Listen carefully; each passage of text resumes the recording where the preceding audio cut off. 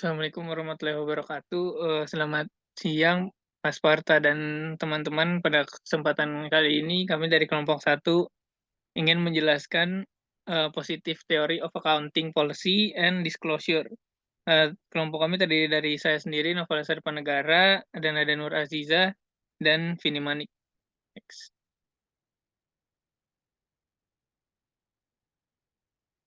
Yang pertama itu learning objektif pertama tentang teori positif dan latar belakangnya.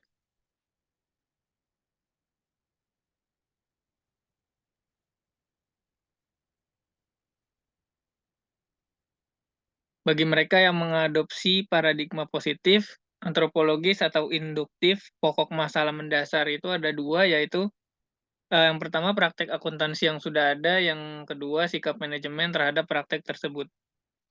Para pendukung dari pandangan ini berpendapat bahwa teknik-teknik dapat diperoleh dan dijustifikasi berdasarkan atas hasil penggunaan yang telah teruji, bahwa manajemen ikut memainkan peran yang penting dalam menentukan teknik-teknik yang hendak diterapkan. Terkait dengan pendekatan positif dalam paradigma informasi atau ekonomi, Feldham Feldham memberikan suatu kerangka kerja untuk menentukan nilai suatu perubahan dalam suatu sistem informasi dilihat dari sudut pandang individu yang membuat suatu keputusan informasi atau pengambilan keputusan. Tuntutan atas adanya suatu pendekatan positif terhadap akuntansi memunculkan dua teori, yaitu kontrak teori dan agensi teori.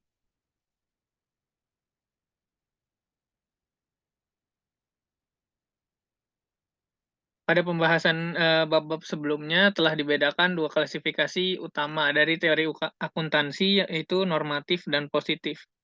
Teori normatif bersifat menentukan dan didasarkan pada pertimbangan nilai atau value judgment mengenai tindakan apa yang seharusnya dilakukan. Contohnya IASB yang mendukung kegunaan dalam pengambilan keputusan atau decision usefulness sebagai tujuan utama atas informasi akuntansi, dan biasanya teori normatif itu berdasarkan pada hukum, tidak peduli dengan bagaimana aktualnya. Capital Market Research atau CMR, penelitian pasar modal yang meneliti dampak informasi terhadap imbal hasil saham dan dampak perubahan kebijakan akuntansi terhadap harga saham, menjadi lebih dominan setelah tahun 1970. Karena untuk mengembangkan teori yang menentukan bagaimana akuntan harus mempersiapkan laporan keuangan, peneliti harus lebih dahulu mengetahui apakah investor menggunakan laporan keuangan dan bagaimana menggunakannya. Next. Meskipun demikian, CMR atau Capital Market Research belum memberikan pengetahuan lengkap yang dibutuhkan oleh peneliti, praktisi, dan regulator. Contohnya itu karena yang pertama, sulit untuk memprediksi bagaimana pasar akan bereaksi terhadap informasi akuntansi ketika alasan-alasan manajer melakukan praktik akuntansi tertentu tidak diketahui.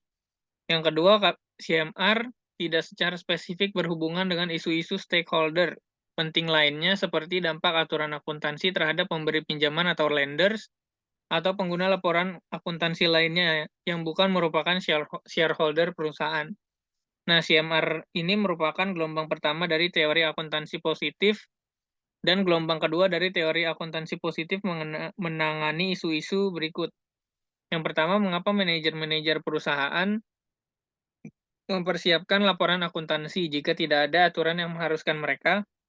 Yang kedua, mengapa manajer-manajer perusahaan membuat pengambilan keputusan yang sistematik dan melobi pembuat standar akuntansi untuk mencoba mempengaruhi mereka dengan praktik akuntansi yang mana yang diperbolehkan oleh standar-standar akuntansi.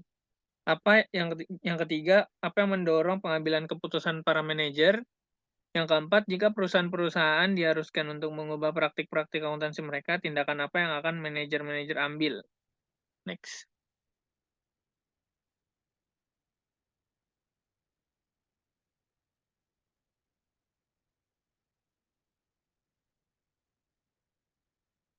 Untuk memahami pentingnya pemilihan akuntansi, perlu untuk memahami prinsip ekonomi dasar dan premis-premis yang mendasarinya.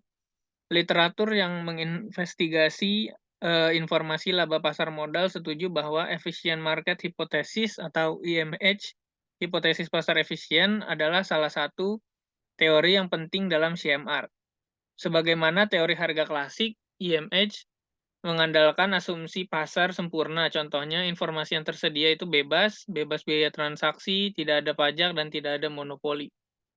Berdasarkan asumsi ini, harga-harga dengan segera dan tanpa biaya tersesuaikan untuk mencerminkan informasi akuntansi. Tapi meskipun demikian, walaupun kondisi-kondisi ini pada umumnya menggambarkan pasar saham, ada keadaan-keadaan lain di mana kondisi-kondisi ini tidak memperkirakan itu realitas atau tidak sesuai realitanya. Oleh karena itu, ada penyimpangan. Ketatnya asumsi-asumsi IMH membuat CMR tidak selalu dapat menjelaskan mengapa harga saham tidak responsif secara langsung terhadap informasi akuntansi sesuai dengan yang telah diprediksi. Next.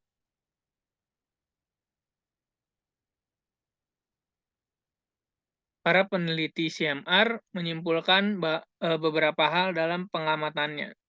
Yang pertama, walau belum adanya aturan bagi perusahaan untuk menyiapkan laporan akuntansi, perusahaan secara sukarela melakukan pelaporan akuntansi dan laporan tersebut diaudit. Untuk melakukan hal-hal tersebut, tentunya dibutuhkan biaya. Pertanyaannya, keuntungan apa bagi perusahaan yang membuat perusahaan mau dengan sukarela melakukannya? Ada tiga, yaitu perusahaan-perusahaan melobi pembuat standar, dan tentunya hal ini memerlukan biaya. Apa yang menjadi keuntungan bagi perusahaan atas melobi? Yang kedua, perusahaan mengambil kebijakan akuntansi yang terkait dengan karakteristik perusahaannya. Mengapa? Tiga, secara keseluruhan, perusahaan cenderung untuk memilih metode akuntansi yang konservatif dalam mengukur laba, aset, dan ekuitas. Mengapa? CMR tidak dapat menjawab semua permasalahan-permasalahan, dan hipotesis bahwa akuntansi dibuat untuk memungkinkan investor pada pasar modal untuk melakukan pengambilan keputusan yang baik, tidak dapat menjelaskan secara memuaskan. Oleh karena itu, dibutuhkan teori-teori positif yang menjelaskan perilaku pengguna informasi akuntansi.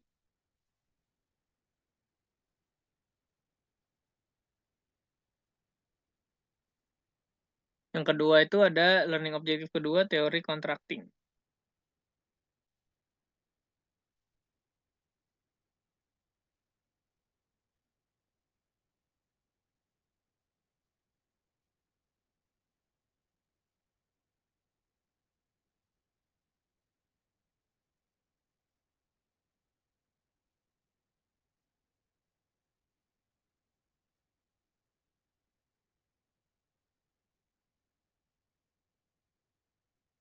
Teori kontrak adalah hubungan kontrak antara pemasok dan konsumen faktor-faktor produksi. Teori kontraktual ini menggambarkan perusahaan sebagai perantara legal atau legal nexus dari hubungan kontraktual antara supplier dan konsumen atas faktor-faktor produksi. Teori ini menjawab mengapa perusahaan ada, yaitu karena biaya transaksi atau kontrak yang dikeluarkan individual akan berkurang jika melalui suatu organisasi yang akan mengelola kontrak-kontrak dengan supplier. Contohnya itu adalah jika kita ingin makan es krim, kita punya dua pilihan. Yang pertama, membuat kontrak secara terpisah dengan produsen susu, produsen gula, pemotong kayu untuk mendapatkan stik es krim, perusahaan elektronik untuk membeli kulkas, dan lain-lain untuk dapat membuat es krim. Pilihan kedua adalah pergi ke toko es krim dan membeli yang sudah jadi. Toko ini sudah mempunyai kontrak dengan pihak-pihak tadi.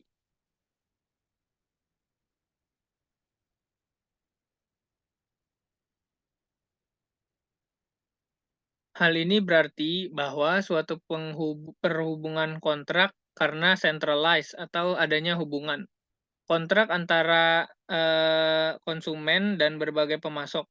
Alam pengertian yang lebih umum, semua pemasok atau faktor produksi tanah, tenaga kerja, dan modal setara secara tunggal mempunyai kontrak dengan konsumen untuk output mereka. Misalnya kontrak yang pertama mendokumentasikan syarat dan kondisi kerja para manajer oleh pemegang saham. Yang kedua, mendokumentasikan syarat dan kondisi di mana pemberi pinjaman menyediakan sumber daya keuangan.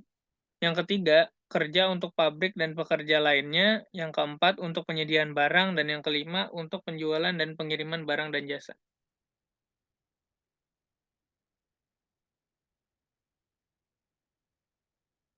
Perusahaan perlu membuat laporan keuangan karena adanya kontrak mengenai siapa pembeli dan penjual dan atau kontrak pembeli dan penjual. Laporan keuangan dari perusahaan menunjukkan bahwa perusahaan itu unlified untuk menyelesaikan pembayaran pembelian bahan yang dibeli, contoh bahan baku. Karyawan perlu meyakinkan bahwa perusahaan dapat digunakan sebagai tempat bergantung untuk mencari sumber kehidupan.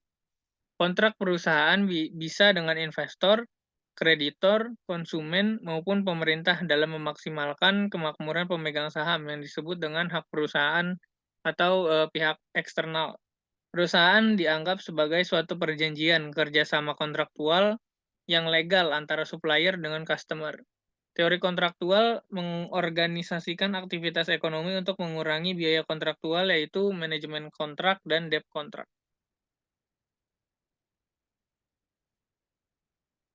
Nah, selanjutnya itu ada LO ketiga, learning objective ketiga, teori agensi. Teori agensi ini dipopulerkan oleh Jensen dan Meckling pada tahun 1976. Teori ini muncul ketika adanya hubungan kerjasama antara prinsipal dan agent. Kontrak di mana satu pihak atau prinsipal mengikat pihak lain atau agent ya untuk menjalankan operasional perusahaan yang telah ditentukan prinsipal. Paradigma agensianalitis ini kemudian mengalami perubahan dengan memandang perusahaan sebagai suatu penghubungan kontrak dengan pernyataan yang dinyatakan oleh Jensen dan Meckling bahwa perusahaan adalah cerita fiksi legal yang berfungsi sebagai nexus atau penghubung dari serangkaian hubungan kontrak antara para individu. Hubungan agensi ini dikatakan telah terjadi ketika suatu kontrak antara seseorang atau lebih seorang prinsipal dan orang lainnya, seorang agen, untuk memberikan jasa demi kepentingan prinsipal termasuk melibatkan pemberian delegasi kekuasaan, pengambilan keputusan kepada agen. Baik prinsipal maupun agen diasumsikan untuk termotivasi hanya oleh kepentingan dirinya sendiri, yaitu untuk memaksimalkan kegunaan subjek mereka dan juga untuk menyadari kepentingan bersama mereka.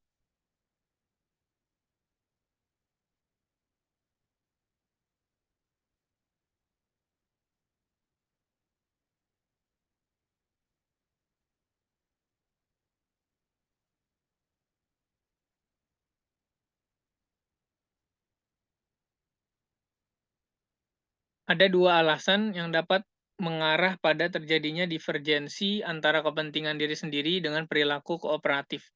Yang pertama, seleksi yang merugikan.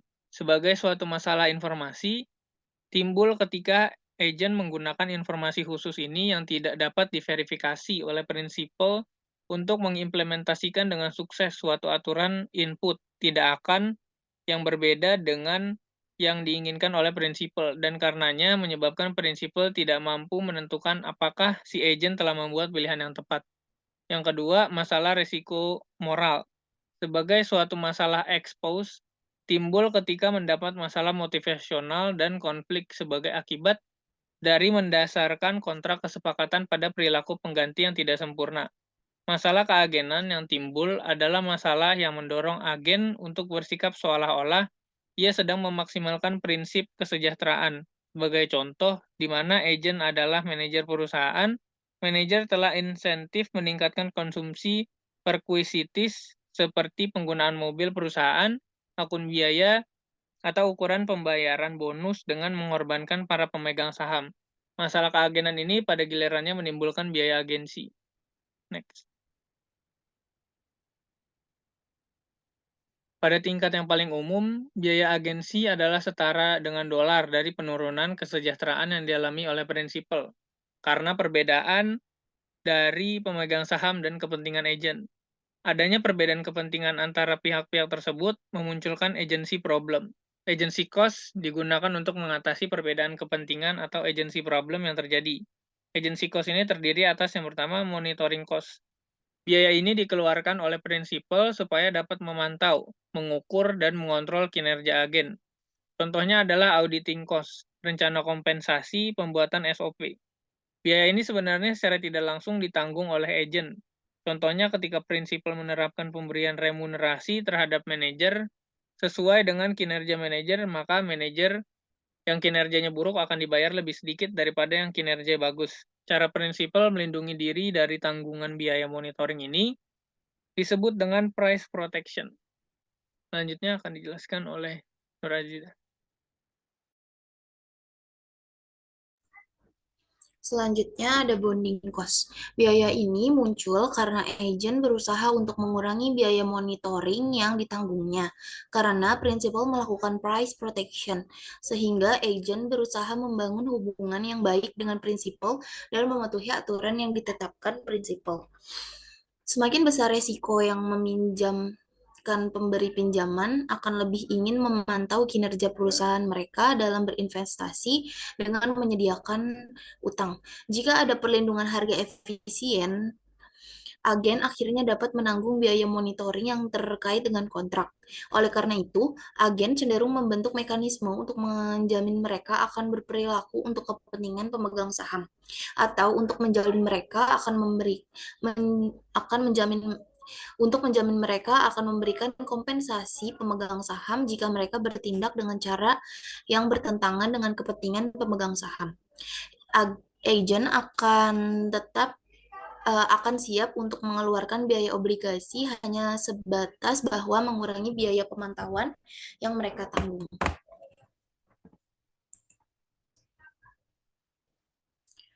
Hipotesis ekuitas utang terkait dengan kontrak utang berpendapat bahwa semakin tinggi utang atau ekuitas perusahaan, yaitu sama dengan ketatnya perusahaan terhadap batasan-batasan yang terdapat di dalam perjanjian utang dan semakin besar kesempatan atas pelanggaran perjanjian dan terjadinya biaya kegagalan teknis.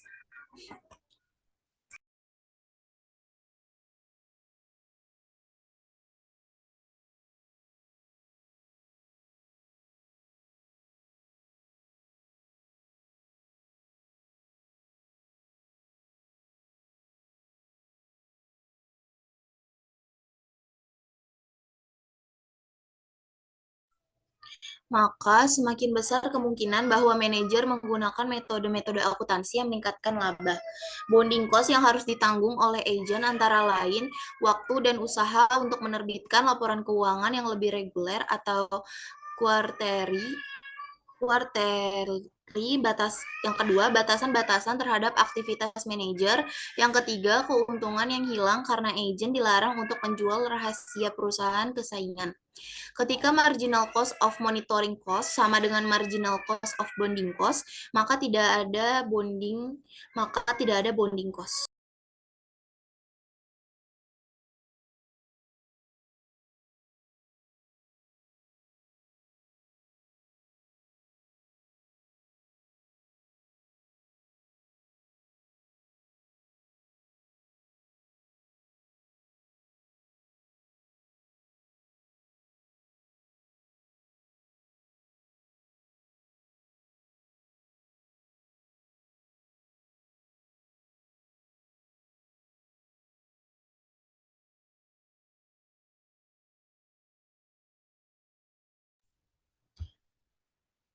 Meskipun biaya pemantauan dan obligasi, hal itu masih menunjukkan bahwa kepentingan agen terhadap tetap tidak akan sesuai persis dengan kepentingan para pemegang saham.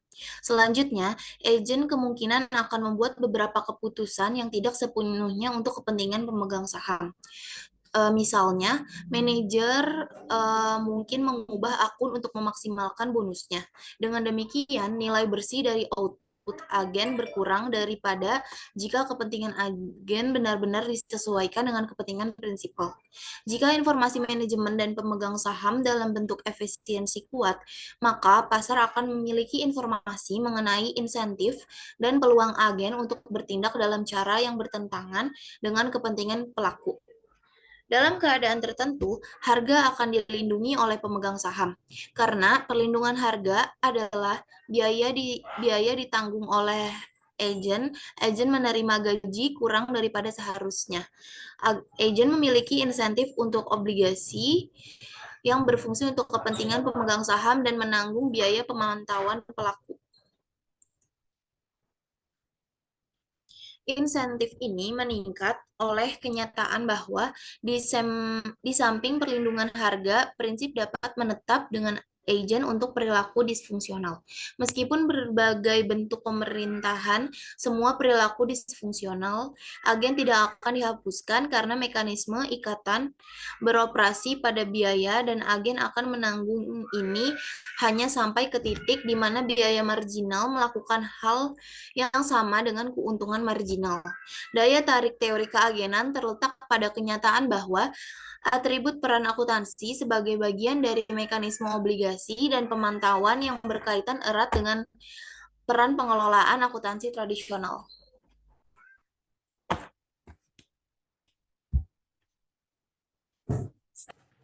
Selanjutnya ada manager shareholder agency relationship. Agensi problem timbul karena adanya asimetri informasi atau informasi asimetri.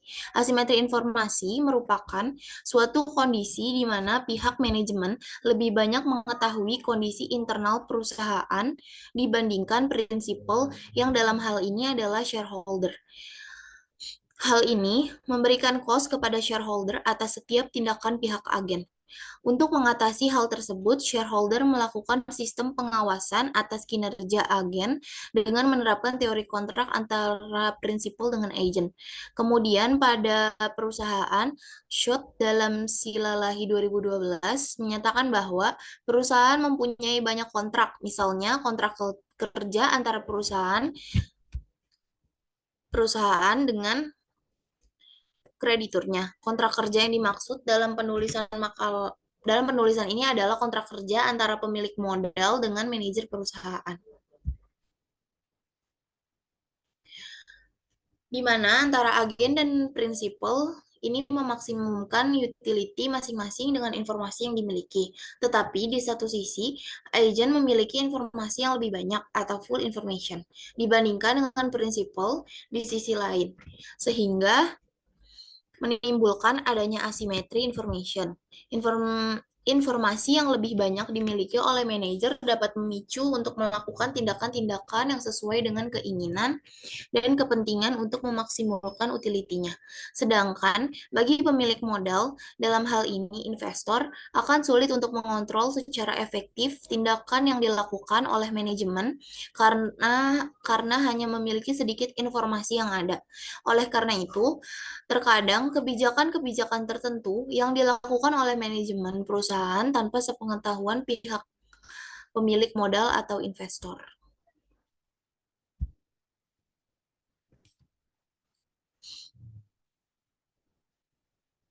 Manajer sebagai pengelola perusahaan lebih banyak mengetahui informasi internal dan prospek perusahaan di masa yang akan datang dibandingkan pemegang saham. Oleh karena itu, sebagai pengelola, manajer berkewajiban memberikan sinyal mengenai kondisi perusahaan kepada pemilik. Sinyal yang diberikan dapat dilakukan melalui pengungkapan informasi akuntansi seperti laporan keuangan. Laporan keuangan dimaksudkan untuk digunakan oleh berbagai pihak, termasuk manajemen perusahaan itu sendiri. Namun, yang paling berkepentingan dengan laporan keuangan sebenarnya adalah para pengguna eksternal atau di luar manajemen. Laporan keuangan tersebut penting bagi para pengguna eksternal, terutama sekali karena kelompok ini berada dalam kondisi yang paling besar ketidakpastiannya.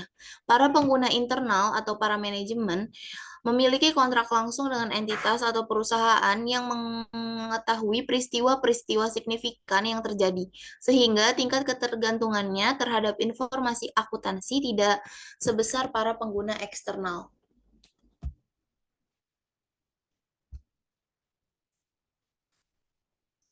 Situasi ini akan memicu munculnya suatu kondisi yang disebut sebagai asimetri informasi, yaitu ketika adanya ketidakseimbangan perolehan informasi antara pihak manajemen dan penyedia informasi atau preparer dengan pihak pemegang saham dan stakeholder pada umumnya sebagai pengguna informasi atau user. Menurut Scott, dalam Silalahi 2012 terdapat dua macam asimetri informasi, yaitu yang pertama, adverse selection, yaitu bahwa para manajer serta orang-orang dalam lainnya biasanya mengetahui lebih banyak tentang keadaan dan prospek perusahaan dibandingkan investor atau pihak luar. Yang kedua, modal hazard, yaitu bahwa kegiatan yang dilakukan oleh seorang manajer tidak sepenuhnya diketahui oleh pemegang saham maupun pemberi pinjaman.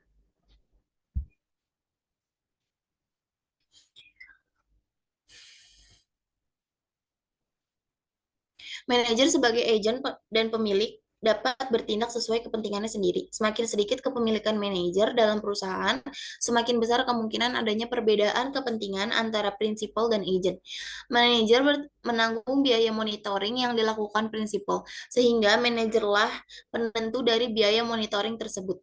Jika manajer memberi keyakinan yang tinggi bahwa manajer akan berlaku sesuai kepentingan shareholder dan harga pasar meningkat demi kemakmuran shareholder, maka monitoring akan berkurang. Perbedaan kepentingan antara manajer dan shareholder memunculkan beberapa problem. Yang pertama, risk aversion problem. Risk aversion adalah masalah yang disebabkan oleh hubungan antara resiko dan return. Menurut pemegang saham, semakin tinggi resiko, semakin tinggi potensi pengembalian. Pandangan ini sangat berbeda dari manajer. Mereka kurang bersedia untuk mengambil resiko karena pekerjaan sebagai manajer adalah sumber utama pendapatan mereka. Jika manajer harus mengambil proyek yang kurang beresiko, maka ini akan menyebabkan keuntungan yang rendah atau pengembalian yang tidak pemegang saham inginkan. Namun, masalah ini dapat dikurangi dengan memberikan insentif bonus atau paket remunerasi terkait dengan laba akuntansi, sehingga manajer akan terlibat dalam mengambil risiko yang lebih tinggi untuk mencapai bonus tersebut. Yang kedua, dividen retention. Masalah kedua disebut dividen retention yang merupakan kemampuan manajer untuk membayar sedikit pendapatan perusahaan dalam bentuk dividen dan mempertahankannya lebih banyak sehingga mereka bisa berinvestasi dalam pertumbuhan perusahaan yang akan menguntungkan mereka. Sekali lagi, pandangan ini ditentang oleh pemegang saham karena mereka lebih suka memperoleh dividen sehingga mereka dapat berinvestasi lebih lanjut dimanapun mereka inginkan. Yang ketiga, horizon problem. Masalah ketiga adalah perbedaan pandangan yang dapat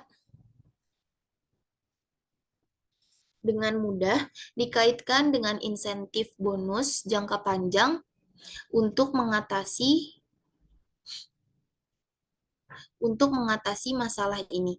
Hal ini menjadi masalah ketika manajer mengharapkan untuk bekerja dengan perusahaan dalam jangka waktu yang singkat dan berkaitan dengan kinerja perusahaan sementara saat mereka mengelolanya. Untuk menghindari masalah ini, prinsipal memastikan bahwa manajer yang mengambil kebijakan yang bersifat demi jangka panjang perusahaan, yaitu memberi bonus dalam bentuk saham. Selanjutnya, spesifik kontraktual dilakukan oleh prinsipal untuk mendorong manajer agar bertindak sesuai kepentingan prinsipal. Yang pertama, menyediakan rencana bonus di mana batas atas bonus sebagian tergantung pada rasio pembayaran dividen perusahaan. Membayar manajer lebih berdasarkan pengerakan harga saham sebagai manajer mendekati pensiun. Yang ketiga, membayar bonus pada tingkat progresif sehingga peningkatan keuntungan yang dilaporkan. Dan yang terakhir, kurangnya remunerasi dengan kompensasi berbasis saham sebagai kepemilikan manajer dalam peningkatan perusahaan.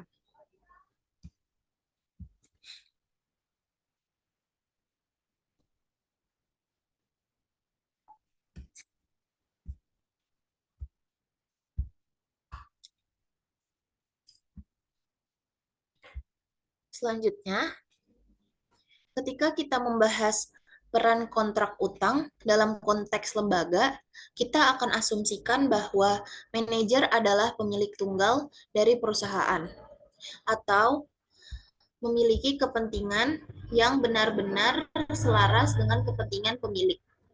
Artinya, prinsipal dalam hal ini adalah kreditor atau pemberi pinjaman. Agent adalah manajer yang bertindak atas nama pemegang saham atau pemiliknya.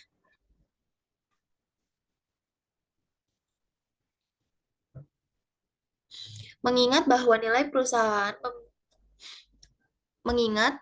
perusahaan meliputi jumlah utang ditambah dengan nilai ekuitas, salah satu cara untuk meningkatkan nilai ekuitas adalah dengan meningkatkan nilai atau value perusahaan. Yang lain adalah dengan mentransfer kekayaan dari kreditor. Smith dan Warner mengakui bahwa masalah keagenan dari utang dapat menimbulkan empat metode utama dari transfer kekayaan dari debt holder kepada pemegang saham.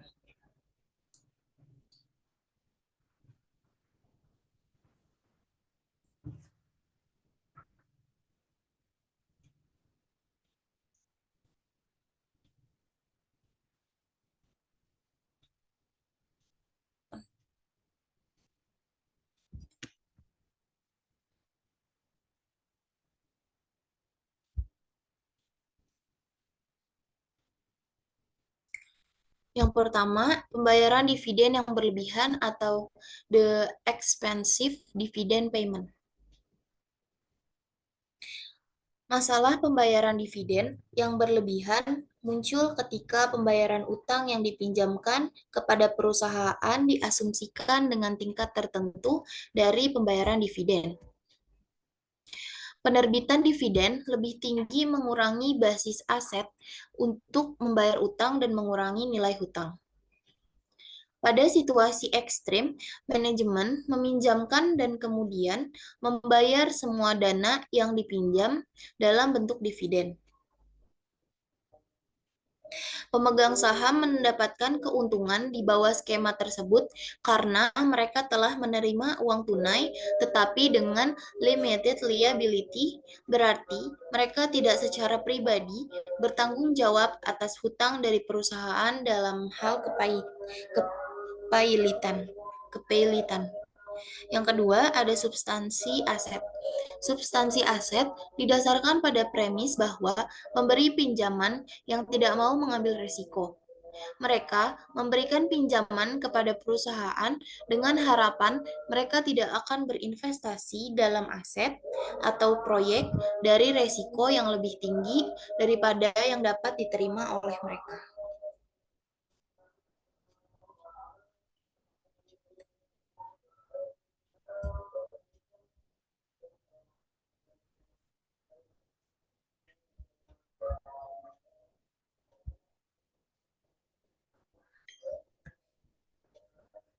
Selanjutnya, kurangnya investasi. Kurangnya investasi terjadi ketika pemilik tidak melaksanakan proyek-proyek dengan NPV positif karena untuk melakukannya akan meningkatkan dana yang tersedia bagi debt holder, tetapi tidak bagi pemilik. Sebagai contoh, bayangkan sebuah perusahaan yang sedang menghadapi kebangkrutan. Perusahaan memiliki dana pemegang saham sebesar negatif 90.000 US dollar dan perusahaan bisa berinvestasi dalam proyek yang akan memberikan NPV positif sebesar 50.000 US dollar. Namun, seluruh 50.000 US dollar dicatat ke debt holder perusahaan, bukan bagi pemegang saham. Ini akan mengurangi hutang bersih sebesar 40.000 US dollar. Hanya jika NPV proyek diperoleh positif lebih dari 90.000 US dollar akan memaksimalkan kekayaan pemilik sehingga berinvestasi dalam proyek. Yang keempat, diskusi klaim atau claim dilution. Dilusi klaim terjadi ketika perusahaan mengeluarkan hutang dengan prioritas lebih tinggi daripada hutang yang akan dikeluarkan.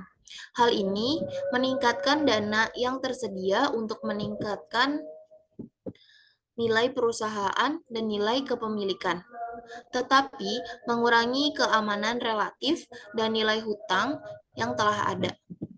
Hal ini berarti itu adanya dilusi terhadap hutang yang telah ada karena utang yang kini telah menjadi lebih beresiko dengan adanya hutang prioritas lebih tinggi.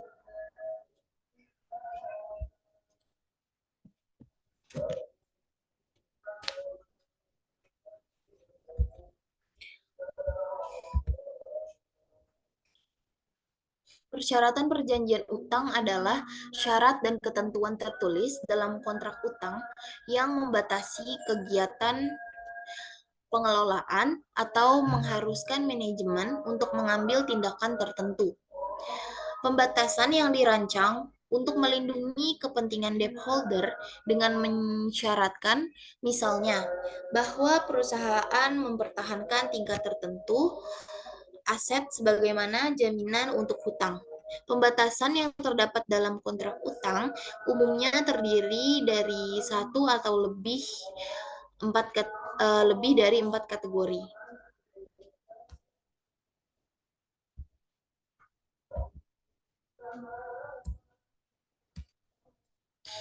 Yang pertama, persyaratan perjanjian yang membatasi peluang produksi atau investasi perusahaan.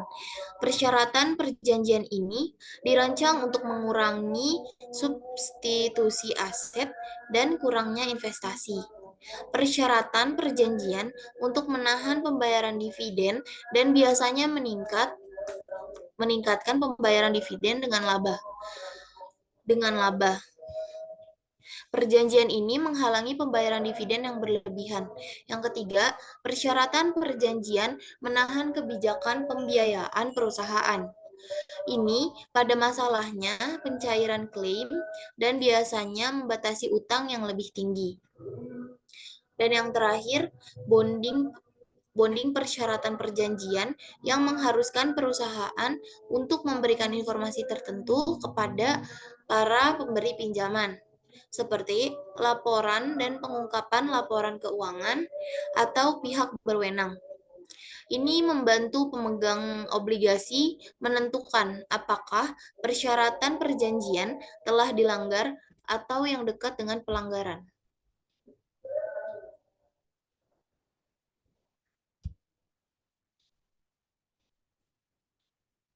Shareholder dan debt holder sama-sama memberikan dana shareholder sama-sama memberikan dana. Shareholder memberi dana dalam bentuk modal. Debt holder memberi dana dalam bentuk utang. Sehingga utang tersebut perlu dikembalikan suatu saat nanti. Manajer bertindak sebagai wakil shareholder. Debt holder memberi pinjaman kepada shareholder. Hak debt holder harus dipenuhi terlebih dahulu. Bila sudah terpenuhi baru hak shareholder. Jika yang dirugikan adalah shareholder, pembayaran dividen diselesaikan setelah membayar kewajiban kepada debt holder. Hak shareholder semakin berkurang jika kinerja perusahaan semakin turun.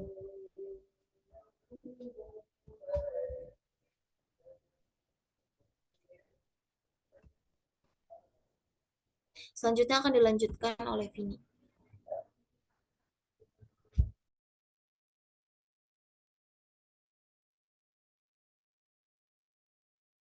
Yang selanjutnya itu ada ex post opportunism versus ex ante efficient contracting.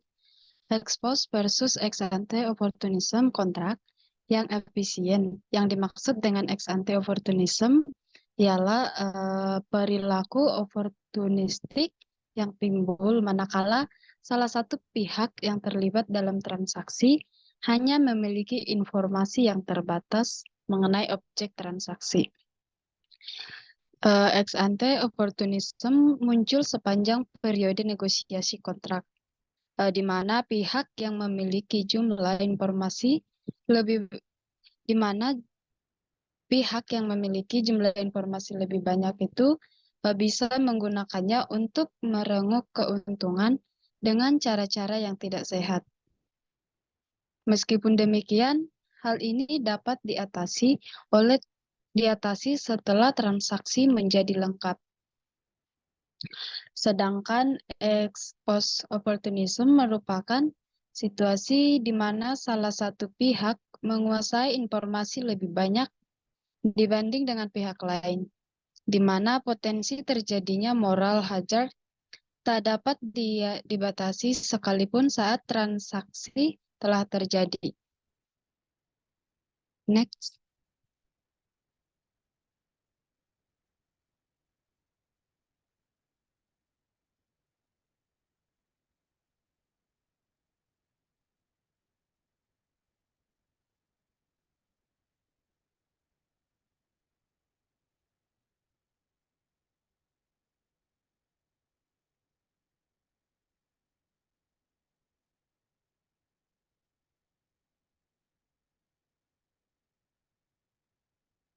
Ex post opportunism timbul setelah ada kesepakatan kontrak yang dibuat dalam bentuk pengingkaran atau ketidakpatuhan terhadap isi kesepakatan kontrak yang sudah sama-sama disetujui.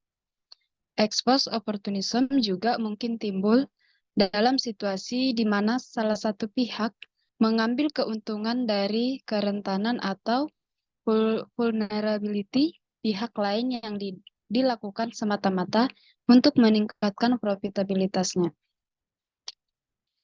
Dari penjelasan di atas dapat kita simpulkan bahwa informasi yang asimetris atau asymmetric information merupakan pemicu dari timbulnya perilaku oportunistik, di mana hal tersebut berujung pada timbulnya biaya transaksi. Selain daripada itu, penjelasan di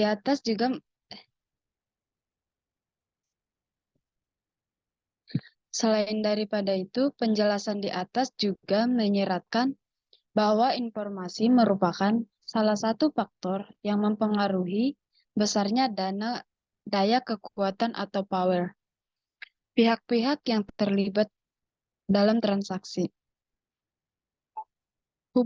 Hubungan antara berbagai pihak yang terlibat dalam transaksi ini yang memiliki kadar pengetahuan informasi yang berbeda-beda. Pada akhirnya akan membentuk sebuah pola relasi kekuasaan dalam sebuah skema transaksi. Next.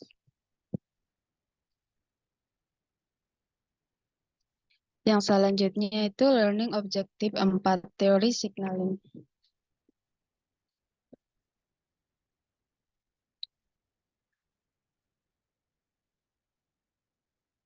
Dalam perspektif ini, manajer sukarela memberikan informasi kepada investor untuk membantu pengambilan keputusan mereka. Signaling teori sendiri itu adalah suatu mekanisme untuk menunjukkan adanya suatu perusahaan yang mempunyai tanda-tanda yang positif tentang kondisi internal perusahaan untuk meningkatkan kepercayaan bahwa perusahaan tersebut memiliki kualitas yang tinggi dan menguntungkan agar dapat menarik minat dari para calon investor. Contohnya yaitu peningkatan laba bersih dari tahun ke tahun untuk prospek di masa yang akan datang. Sinyal pemberian dividen bagi shareholder. Next.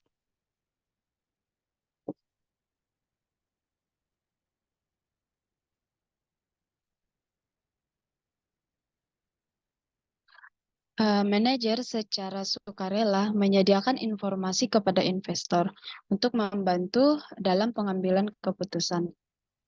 Manajer melakukan peran ini karena mereka memiliki keunggulan komparatif dalam produksi dan penyebaran informasi. Mirip dengan perspektif efisien contracting, manajer memberikan informasi untuk pengambilan keputusan karena mereka memiliki keunggulan komparatif dan mengurangi biaya monitoring dan biaya pembayaran ex post. Informasi akuntansi digunakan untuk mengindikasikan bagaimana nilai dari suatu firma dan klaim terhadap firma yang akan berubah. Di bawah perspektif efisien contracting, akuntansi merefleksikan perubahan arus kas yang mempengaruhi firma. Laporan akuntansi digunakan untuk monitor dan mengkonfirmasi keadaan ekonomi dan transaksi yang terjadi.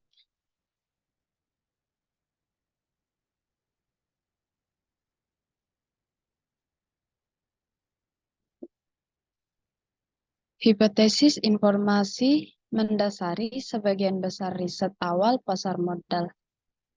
Dalam pembelajaran pasar modal, manajer berasumsi menyediakan informasi untuk pengambilan keputusan oleh investor. Begitu pula dengan perubahan dalam metode akuntansi, yang berarti informasi telah berubah dan keputusan investor juga seharusnya berubah.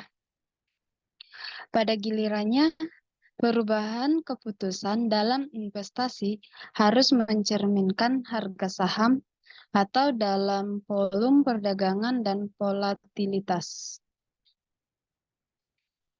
Informasi hipotesis sejalan dengan signaling teori, di mana manajer menggunakan akun sebagai sinyal ekspektasi dan intens mengenai masa depan. Konsekuensi logika dari signaling teori adalah terdapat insentif untuk semua manajer dalam pengekspektasian keuntungan di masa depan. Karena jika investor mempercayai sinyal tersebut, harga saham akan naik dan para pemegang saham akan mendapatkan keuntungan.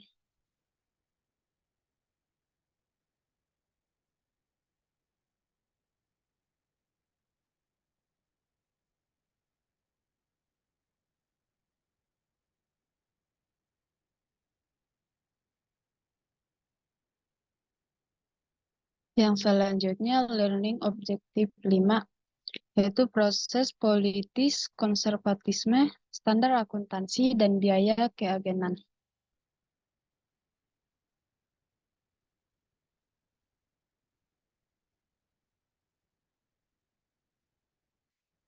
Proses politik. Teori akuntansi politik juga model proses politik yang melibatkan hubungan antara perusahaan dan pihak lain yang berminat dalam perusahaan, seperti pemerintah, serikat buruh, dan kelompok masyarakat. Seperti dalam konteks hutang dan kontrak manajemen kompensasi, akuntansi adalah penting dalam proses politik sebagai salah satu sumber informasi tentang perusahaan. Proses politik mengupayakan biaya politik seminimal mungkin. Bagaimana menyajikan informasi bagi pihak yang berkepentingan sehingga unsur politik dapat diminimalisasi. Next.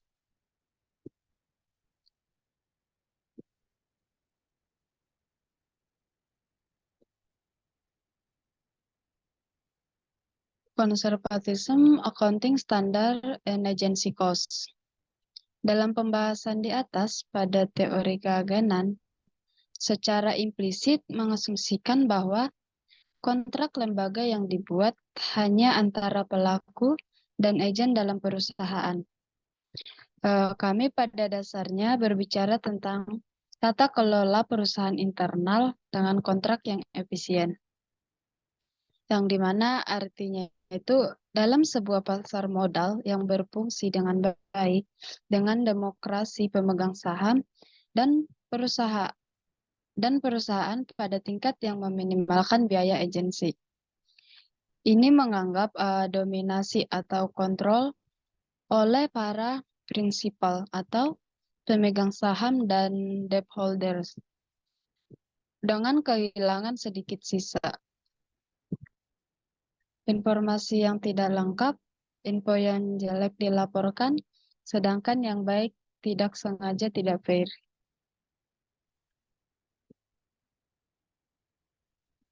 Next.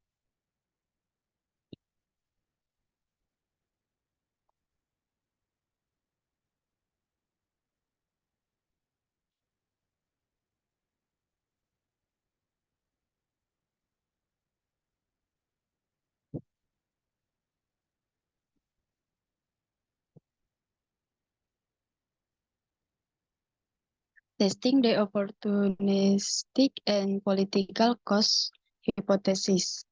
Setelah model didirikan untuk kontrak dalam sebuah perusahaan dan proses politik, hipotesis umum dikembangkan untuk menjelaskan pilihan akuntansi yang melibatkan transfer kekayaan dari pengembangan. JPLA bisa mempengaruhi kompensasi manajemen dan kontrak utang, namun karena pengungkapan akan tambahan, akan ada efek langsung sedikit di bawah proposal EAS untuk persyaratan pelaporan baru. Oleh karena itu, proses politik dianggap memberikan insentif utama untuk adopsi posisi lobby tertentu. Penelitian pertama dilakukan oleh Watts dan Zimmerman yang memeriksa posisi bahwa manajer perusahaan mengambil pendapat untuk tahun 1974 EPSB AS pembahasan tentang memorandum pada penyesuaian akuntansi tingkat harga umum. Pengaruh GPLA ini adalah untuk menyajikan kembali rekening perusahaan menurut indeks inflasi umum, sehingga meningkatkan nilai aset, melaporkan penurunan laba karena biaya penyusutan yang lebih tinggi. Next.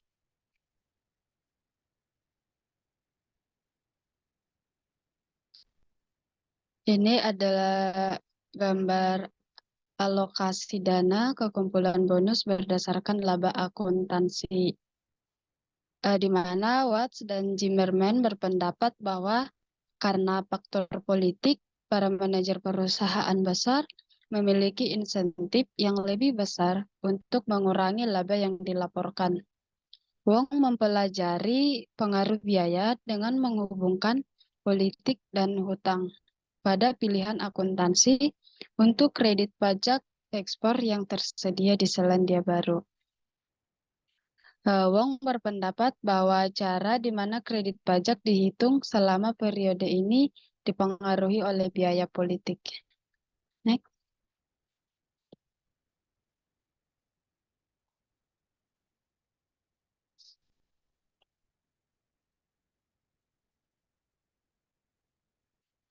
Wong menguji 3 hipotesis. Yang pertama, perusahaan dengan tarif pajak rendah melaporkan lebih cenderung menggunakan GSM.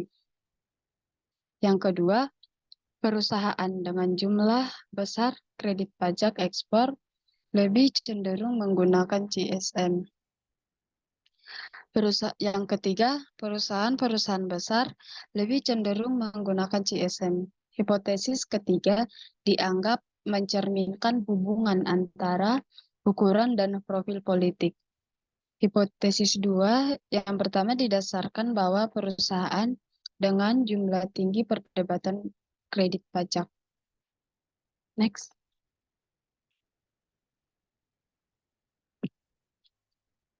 Yang selanjutnya itu ada efisiensi contracting hypothesis. Beberapa penelitian yang dilakukan berkonsentrasi terutama pada pemilihan efisiensi prosedur akuntansi, yaitu keputusan akuntansi yang dibuat di depan atau ex ante oleh manajemen dan pemegang klaim pada perusahaan untuk mengurangi biaya kontrak keagenan. Yang pertama ada kapitalisasi bunga. Zimmer memberikan penjelasan teori tentang mengapa perusahaan akan mengkapitalisasi bunga daripada beban itu untuk mengurangi biaya kontrak. Penyebab kapitalisasi bunga ada 2, yaitu yang pertama, meskipun kapitalisasi biasanya meningkatkan penghargaan berupa bonus bagi manajer, manajemen komite mengkompensasi akan memungkinkan kapitalisasi bunga dan menutup pendapatan melalui kontrak biaya tambahan. Yang kedua, sebuah aplikasi konsisten memanfaatkan bunga khusus proyek yang dibiayai akan menghemat waktu dalam negosiasi dengan auditor dan penyelidik biaya pelanggan. Temuan selanjutnya adalah bahwa perusahaan besar lebih cenderung untuk memanfaatkan bunga yang tidak konsisten dengan hipotesis ukuran konvensional dan berpendapat bahwa perusahaan besar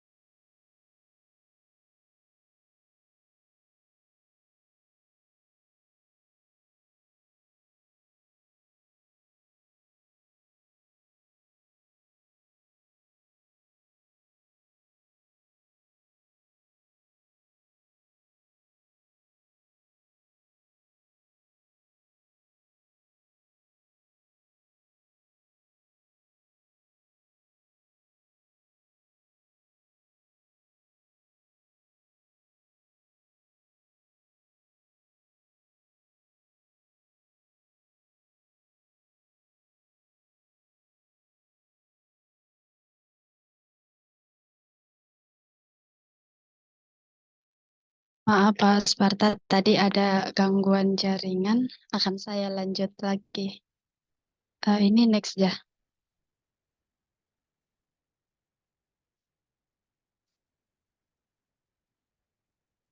Yang kedua itu ada perubahan CEO. Desho dan Sloan menguji apakah masalah horizon atau yang disebutkan sebelumnya sehubungan dengan kontrak manajer akan memotivasi Chief Executive Officer atau CEO dalam beberapa tahun terakhir untuk meningkatkan laporan kinerja laba jangka pendek. Dan dengan demikian, bonus mereka berasal dari potongan kembali biaya penelitian dan pengembangan. Hasilnya menunjukkan bahwa CEO tidak menghabiskan kurang pada penelitian dan pengembangan di tahun-tahun terakhir mereka di kantor.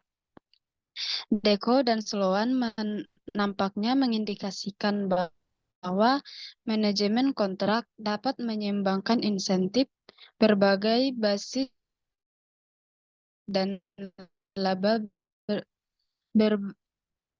berbagai basis dan laba berbasis transfer kekayaan dari pemegang saham kepada manajer sebagian besar tidak efektif.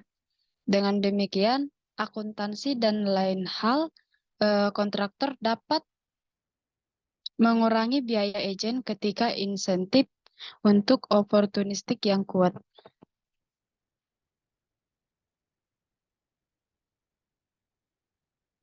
Next.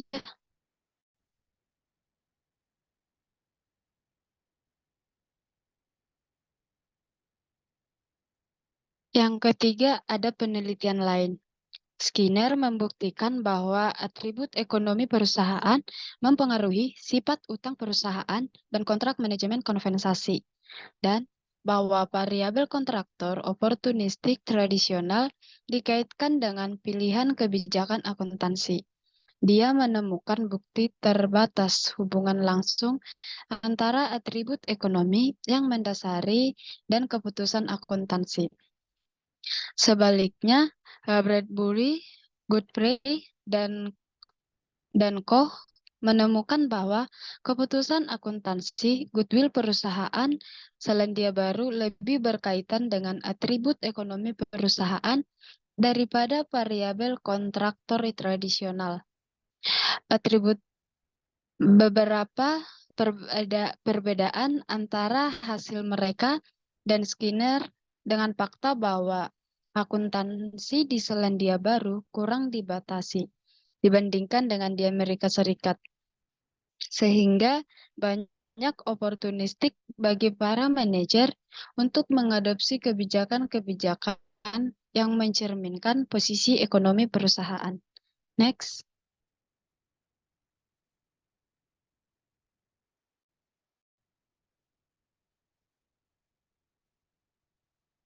Yang selanjutnya, learning objective 6, isu bagi auditor.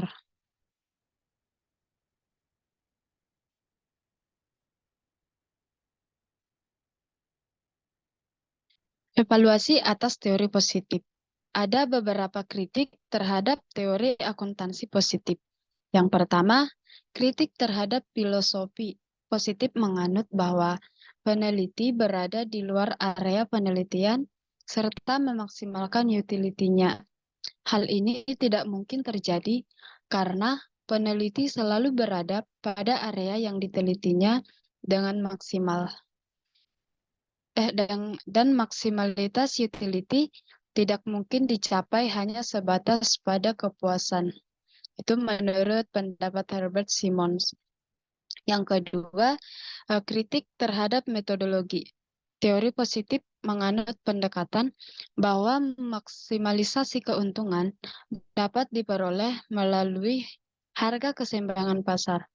Hal ini tidak mungkin karena penelitian dengan harga keseimbangan pasar sangat sedikit pengaruhnya terhadap kontribusi penelitian akuntansi.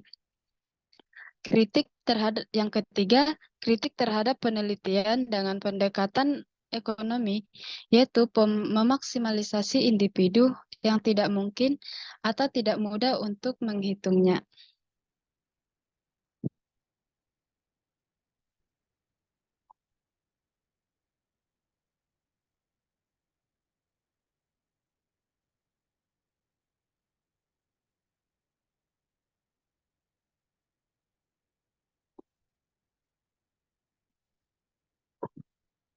Demikian presentasi dari kelompok 1. Sekian dan terima kasih.